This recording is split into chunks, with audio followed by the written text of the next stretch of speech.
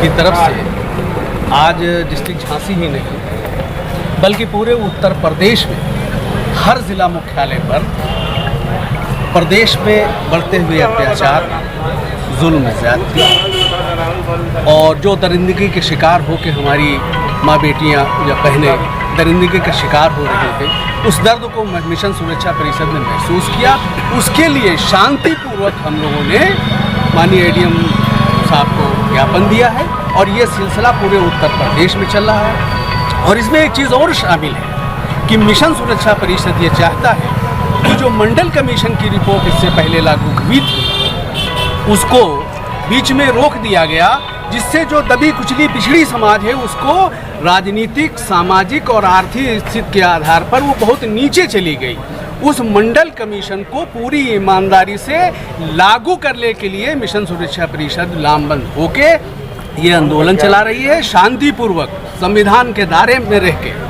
और इसी सिलसिले में माननीय एडीएम साहब को ज्ञापन दिया गया है और इसके आगे मिशन सुरक्षा परिषद के जो इरादे हैं, जैसे कि ये मंडल कमीशन की रिपोर्ट के लिए हम पूरे उत्तर प्रदेश में, बल्कि उत्तर प्रदेश नहीं, जहाँ जहाँ पर पूरे भारत में मिशन सुरक्षा परिषद की यूनिट है वो पूरे भारत में इसके लिए आंदोलन चलाएगी और सड़कों पे उतरेगी, लेकिन शांतिपूर्वक ढंग से।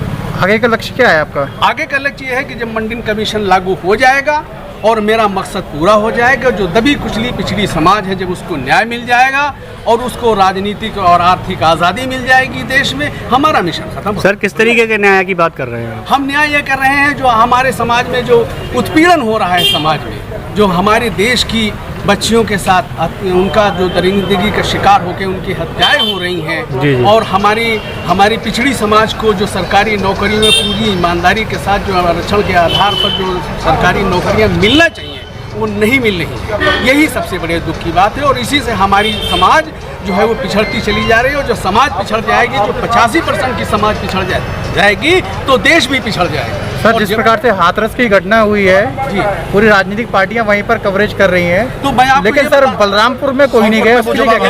असल मामला ये है कि हमारी राजनीतिक पार्टी नहीं है, हमारी सामाजिक पार्टी, ये सामाजिक संगठन है, ये राजनीति से इसका कोई लेना देना नहीं। हम सामाजिक आधार पर यहाँ आए, हमको राजनीति की रोटी नहीं सेकनी है और न हमारे राष्ट्रीय माननीय गंगाराम अंबेडकर जी का ये इरादा है कि वो राजनीति की रोटी से कहीं आधार पर, लेकिन समाज के साथ इंसाफ होना चाहिए। और ये मेरा फंडामेंटल राइट है कि मैं हर पीड़ित, हर दलित, हर पिछड़े या समाज के हर भारतीय के लिए हम सड़क पर लड़ाई लड़े और अपनी आवाज़ अधिकारियों तक पहुँचाए और सरकार तक पहुँचाए। ये मेरा है।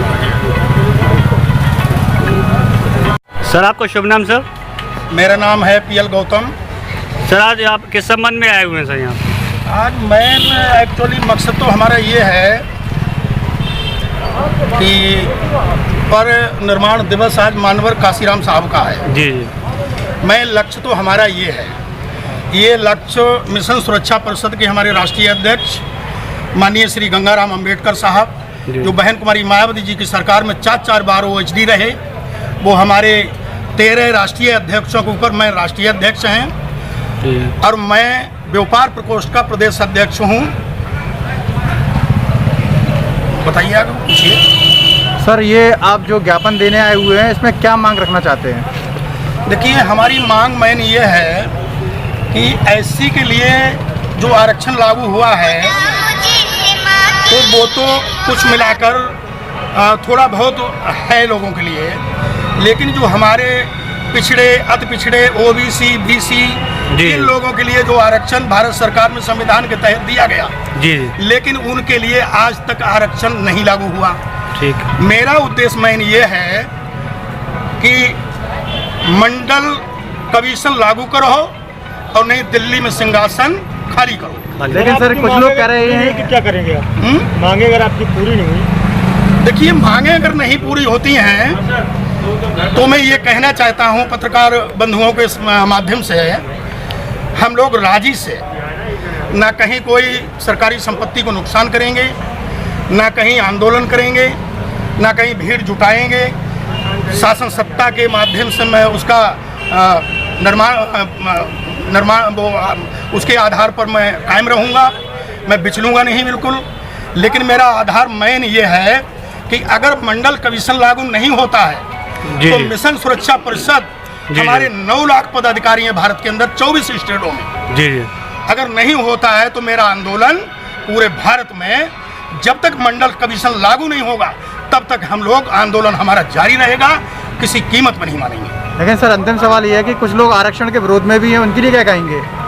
देखिए आरक्षण तो ये 5 उंगलियां, तो 5 उंगली में उंगली जब बराबर नहीं है तो वो तो खैर एक नहीं कह पाएंगे, लेकिन आरक्षण सबके लिए, कोई संविधान के अनुकूल आरक्षण कोई दलितों को नहीं मिला है। आरक्षण प्रति ऐसी कोई जाति नहीं है जिसको आरक्षण लागू नहीं है। लेकिन मेन मकसद हमारा ये है कि उत्तर प्रदेश ही में नहीं बल्कि पूरे भारत में, चाहे हमारे पिछड़ा है, अति पिछड़ा है, उर्मी है, लोधे है, कोई भी जाति के हैं, लेकिन उनको आरक्षण आज तक नहीं लागू हुआ है। इसी की प्रति हमारे मिशन सुरक्षा परिषद के माध्यम से हमारे सारे जातियों को लोग हम जोड़ रहे हैं मिशन सुरक्षा परिषद में। लेकिन सर योगी सरकार तो कह रही है कि इनमें 17 जातियों को मान्यता दे दी गई है। बिल्कुल ये कतई झूठ है, सरासर झूठ है। चलो मांग आप, अगर आपने मान्यता दे दी है तो आप दिखाइए, तो जियो तो दिखा दीजिएगा। जियो आपने कहाँ लागू किया है? जरा आप तो मीडिया के लोग हैं, आप जानना चाहते हैं आप लोगों से कि जब आपने 14, 13, 17 या 13 कुछ कर दिया है तो आप दिखा तो दीजिए, जियो उसका दिखा दीजिएगा।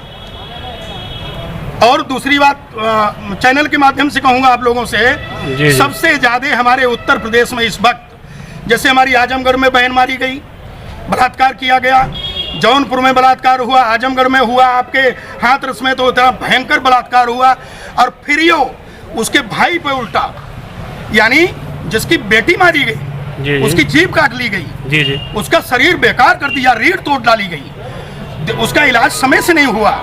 इस बात पे हम लोग बहुत शर्मिंदा हैं, बहुत शर्मिंदा हैं। हमारा ये कुर्ता पहनने का राइट बिल्कुल नहीं है। जो अगर अच्छी गद्दी पे बैठे हैं, मैं उनसे कहना चाहता हूँ, मैं सबक सिखाना चाहता हूँ, रांची से यूपी से लेकर दिल्ली तक माननीय प्रधानमंत्री कान खोल के सुन लें, मंडल कमीशन लागू करें, नहीं तो सिंहासन खाली करें। Thank you.